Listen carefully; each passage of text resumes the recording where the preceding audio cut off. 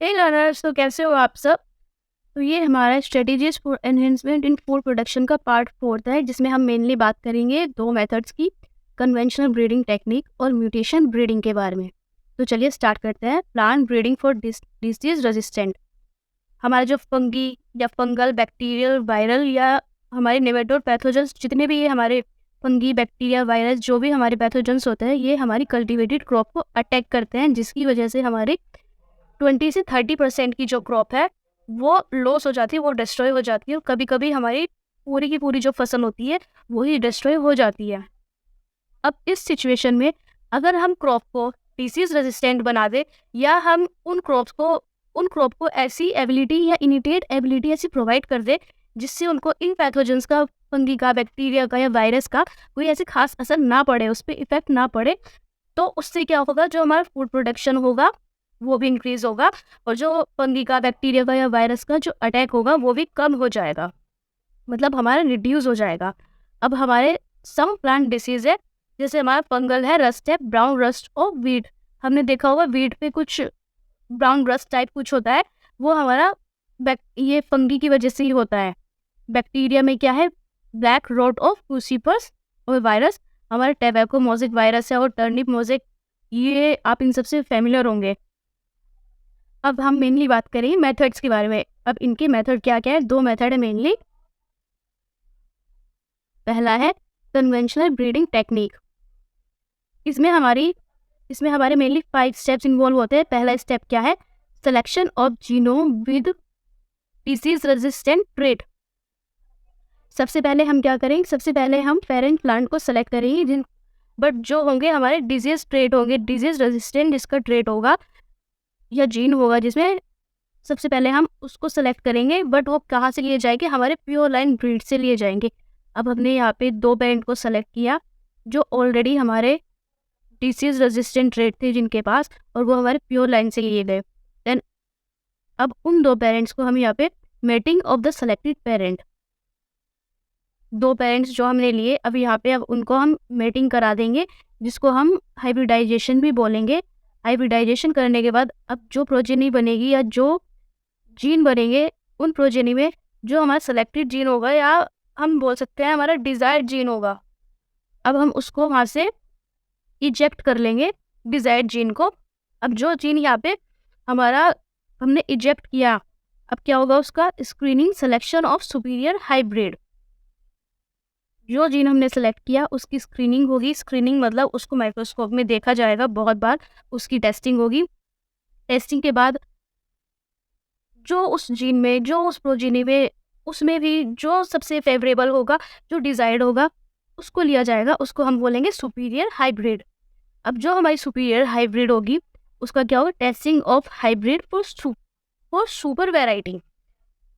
Screening करने के बाद यहाँ पे जो ट्रेट लिया गया, जो हमने इवेल्युएट किया हाइब्रिडाइजेशन के बाद, उसका क्या होगा, अब उस जीन को हम न्यू प्लांट में हम इजेक्ट करेंगे। हम न्यू प्लांट लेंगे, पहले हम उस न्यू प्लांट में से जो उसका ओरिजिनल जीन होगा हम पहले उसको डिलीट करेंगे। देन जो हमारा डिज़ायर्ड जीन होगा उसको हम रिकॉम्बिनेंट डीएनए के साथ उस न्यू प्लांट में इजेक्ट कर देंगे। इजेक्ट करने के बाद उसकी टेस्टिंग होगी। टेस्टिंग में देखा जाएगा जो उस प्लांट का प्रोडक्शन है, क्वालिटी है, क्वांटिटी है, या जो भी डिजीज़ रेजिस्टेंट जो भी ट्रेट है, वो हमारी पॉसिबिलिटीज़ के अकॉर्डिंग हमारी सेटिस्फैक्ट्री में है या नहीं है। अगर ये ऑल पॉसिबिलिटीज़ हमारे फेवर में है, देन हम क्या करेंगे, release of the new variety, हम इसको as a new variety worldwide में रिलीज़ कर देंगे।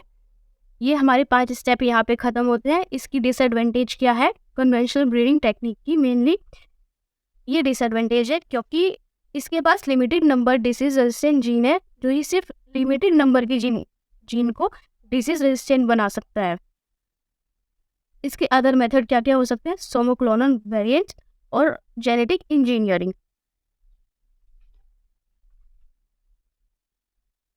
सेकंड मेथड क्या है हमारा, म्यूटेशन ब्रीडिंग। म्यूटेशन ब्रीडिंग में क्या है, mutation is the process by which variations are created through changes in the base sequence of gene. Mutation वो प्रोसेस है जिसमें वेरिएशंस क्रिएट हो जाते हैं इसमें बेस सीक्वेंस के जीन में, जिसकी वजह से जो जीन का बेस सीक्वेंस होता है उसकी वजह से जो हमारे न्यू कैरेक्टर फॉर्म होते हैं उसमें भी चेंज आ जाता है, जिससे हमें न्यू कैरेक्टर या न्यू ट्रेट देखने को मिलते हैं। मेनली म्यूटेशन क्या होता है, म्यूटेशन से हमारे जीन के बेस पेयर में या बेस सीक्वेंस में चेंज आने की वजह से उसके रिजल्ट में भी चेंज आ जाता है, जिसकी वजह से हमें न्यू कैरेक्टर या न्यू ट्रेट देखने को मिलते हैं। जो हमारा पेरेंटल टाइप होता है, पेरेंटल में फाउंड नहीं होता, म्यूटेशन चेंज होता है। Mutation is done by using mutant. Mutation कैसे डन होता है, म्यूटेंट से म्यूटेंट लाइक हमारा केमिकल और रेडिएशन में हम गामा रेस को मेनली कंसिडर करते हैं, जो प्रोड्यूस करता है प्लांट को डिजायरेबल कैरेक्टर में। इसका एग्जांपल क्या है, इन मूंग बीन में क्या होता है, ये रेजिस्टेंट है हमारा येलो मोज़ेक वायरस से और पाउडर मिल्डर से। ये कैसे रेजिस्टेंट हुआ, क्योंकि हमने इसमें म्यूटेशन को इंड्यूस किया, म्यूटेशन इसमें हमने प्रोवाइड कराया। अब हमारा नेक्स्ट से भिंडी का एग्जांपल लेते हैं हम। भिंडी का साइंटिफिक नेम है हमारा एबेलमस्कस एस्कुलेंटस, जो रेजिस्टेंट है हमारा, ये भी येलो मोज़ेक वायरस से रेजिस्टेंट है, जिसमें हमने म्यूटेशन इसमें इंड्यूस कराया था। कहाँ से, वाइल्ड स्पीसीज थी, जिसने हमें क्या दी, न्यू वैरायटी थी, जिसको हम प्रबानी क्रांति बोलते हैं। यहाँ पे हमारा म्यूटेशन ब्रीडिंग भी कंप्लीट हो जाता है। देन हम अब आगे बात करेंगे plant breeding for developing resistant to insect paste.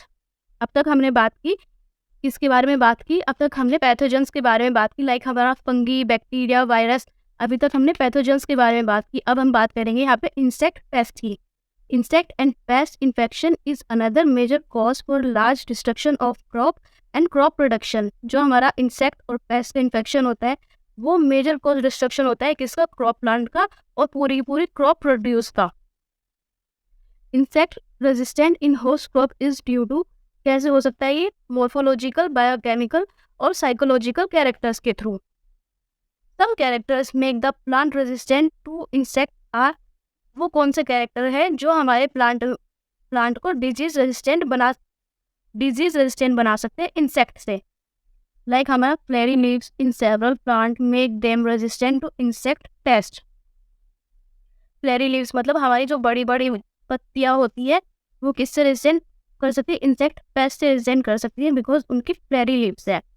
Solid stem in wheat lead to non preference by stem sawfly. ये हमारे वीट में जो हमारी स्टीम सॉफ्लाई होती है उससे प्रोटेक्शन प्रोवाइड करती है, जो हमारी सॉलिड स्टेम होती है। Smooth leaf nectarless cotton variants. अब smooth leaf nectarless cotton जो वेराइटीज होती है वो किसको अट्रैक्ट नहीं करती, वो हमारे बॉल वॉर्म को अट्रैक्ट नहीं करती। Highly aspartic acid, low nitrogen and sugar content in maize. Okay, high aspartic acid होगा, लो नाइट्रोजन होगा और शुगर कंटेंट जो मेज में होगा वो क्या करे, रेजिस्टेंट करेगा किससे, बोरर से। मेनली हमने बात की थी इसमें कन्वेंशनल ब्रीडिंग टेक्निक की और म्यूटेशन की, और इंसेक्ट पेस्ट का जो ब्रीडिंग टेक्निक है डेवलपिंग रेजिस्टेंट है, ये तो कोई हार्ड नहीं है। आई होप आपको ये नोट्स समझ आए होंगे। अगर आपको मेरी वीडियो ये अच्छी लगी है so please do like, share and subscribe my channel.